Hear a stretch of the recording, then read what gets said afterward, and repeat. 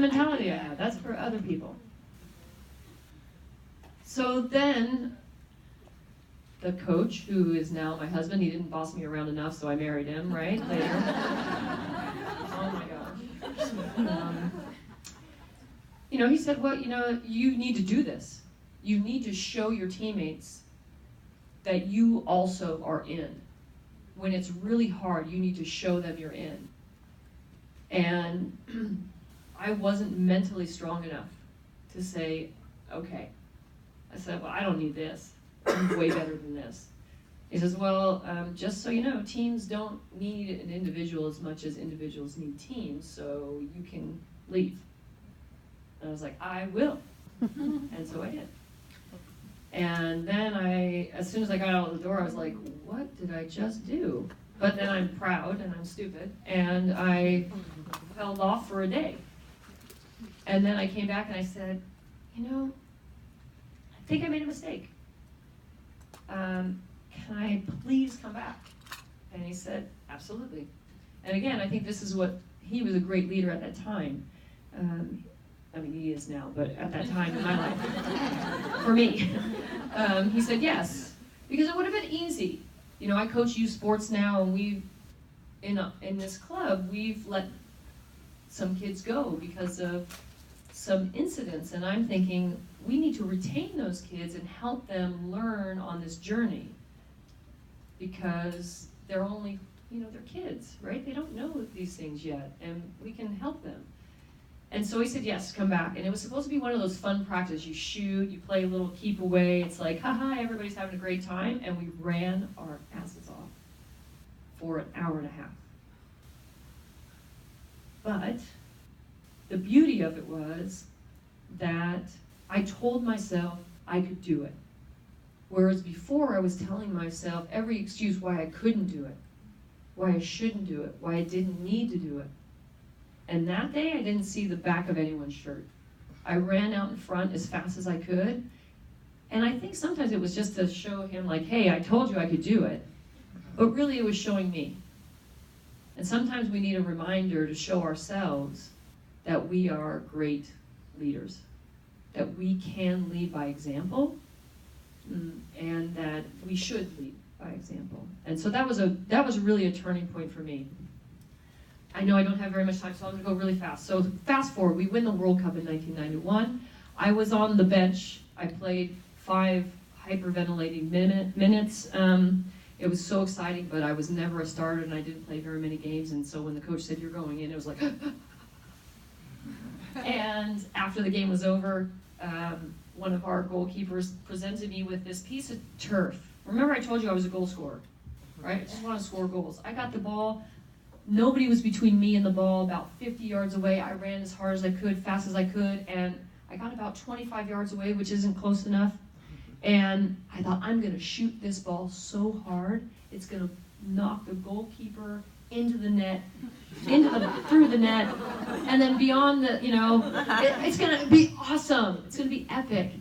And literally, I think I closed my eyes, and I swung as hard as I could. Anybody in here play golf knows swinging hard is not good. Good technique is always more important.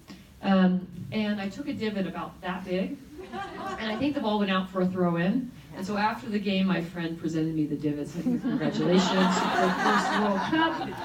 And, again, I think it's important to be able to laugh at some of the things that you do. To have levity is very important. You're not always going to get it right.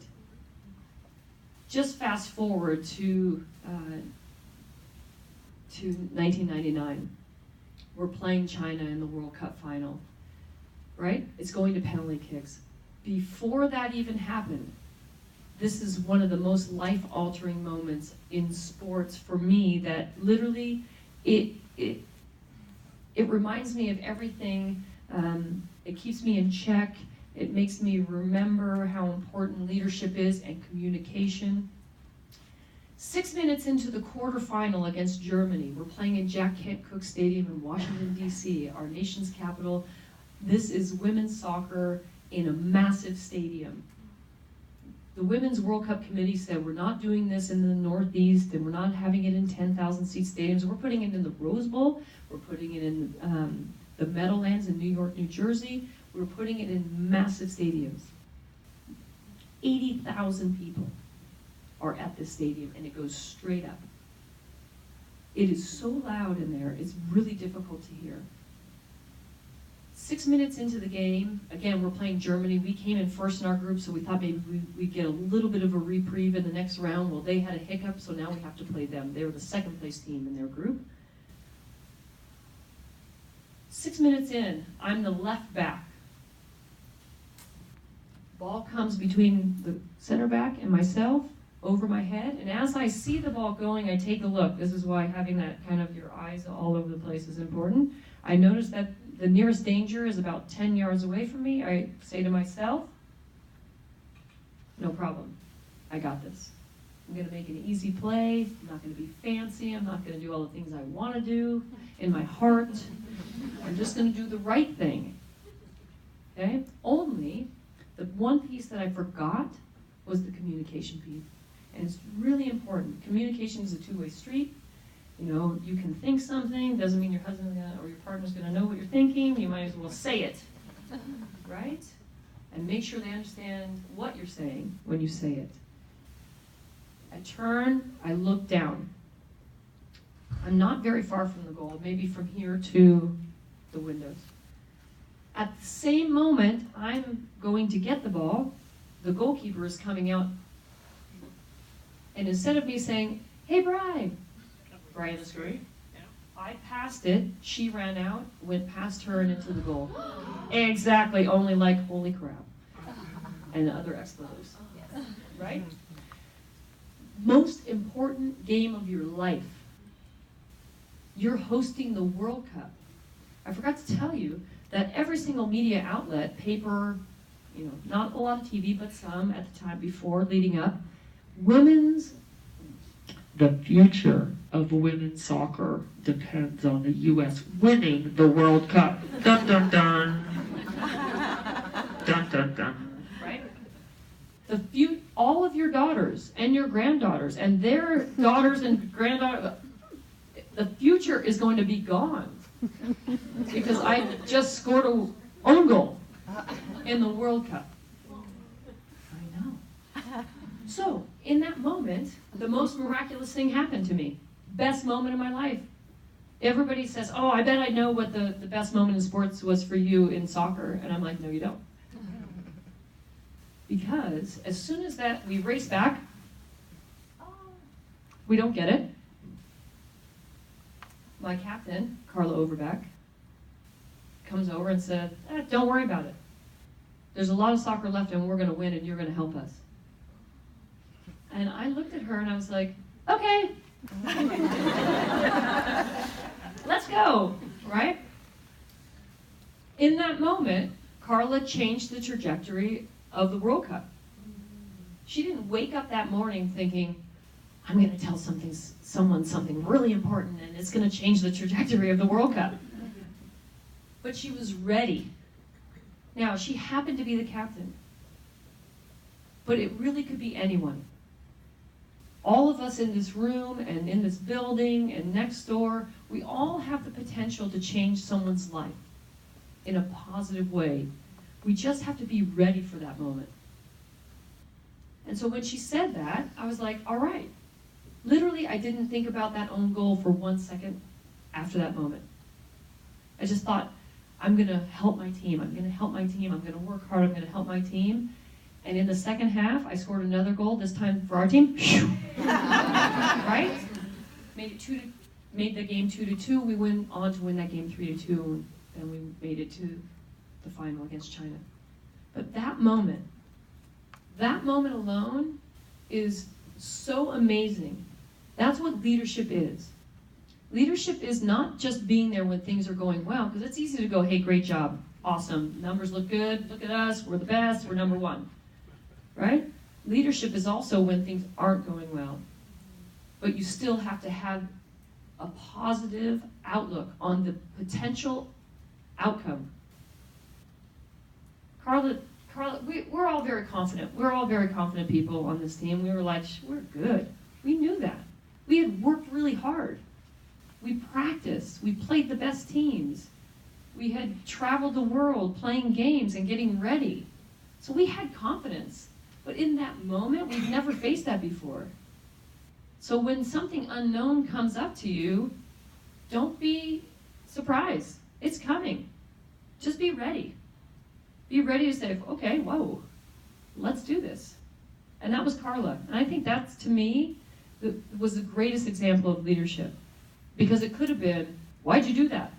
Now we've lost. That's terrible. You know, all the things that you will let yourself say when you're not perfect. Just to finish the loop on the 99 in 30 seconds, or less, maybe more. We're playing China in the final, 0-0. There's something also about leadership that is just action related that is really important. If you have consistency in your work habits and in your daily life, they become examples to other people. Christine Lilly has played more international matches than anybody in the world, male or female. She's played like 354 times for the US. Incredible. Christine Lilly had a job. If this is the goal, and the field is there, if there was a corner kick, Christine Lilly's job is to stand inside the post, to protect the post for Brianna Scurry so she could kind of dominate and roam. She was like a predator in there. She could come out and grab the ball. Christine was just there to have her back. I played with Christine for 192 games, and a countless number of practices. Never once did I see Christine have to make any play in that position. Okay? Now, we're in the final of the World Cup. It's overtime. In overtime in the World Cup is something called golden goal, which means if the ball goes into any one of the nets, the game will end immediately. That's it. That would be the winner. So now you can imagine everybody's on edge, right? Because you don't want to be the one person who makes the mistake that leads to a goal against you. China gets a corner kick. Michelle Akers, one of the best players in the world, dominating midfielder, could win anything over anyone. I'd say male or female. She's tremendous. But she had been knocked out of the game earlier, so we didn't have her at this moment. So now it's getting a little bit hairier in the middle there, a lot of action. Ball comes in. Brianna Scurry watches it go this way. One of the Chinese players out jumps one of our players and heads the ball back. And now the ball is traveling back in the direction in which it came. Brianna Scurry had a tremendous leaping ability and super long arms and really long fingers, and she dove for this ball. And the ball goes just beyond her fingertips. Only, standing right here, 5'2", she'd say 5'3", it's a lie. She jumps up, she heads the ball out, the game goes on. You know, nothing stops, no applause. I mean, it was just like a part of the game.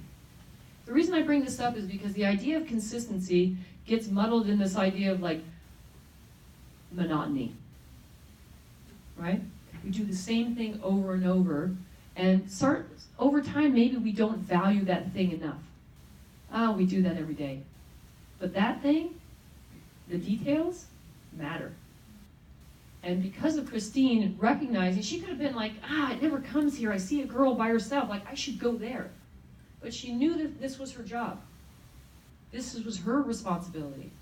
And so she was there. And in the one time that she needed to be there, the ball came there. And she saved the game. That was the turning point of the Women's World Cup, in my opinion, even though I made the penalty kick at the end. That right there, to me, that consistency, that embracing of the details, doing the dirty work, that was leadership in action.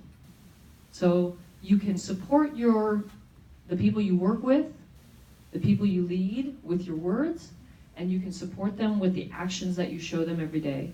And if you're willing to embrace both of those things and then give those individuals the space to breathe and to explore and to express and to take charge, you will be a tremendous, amazing leader for your teams.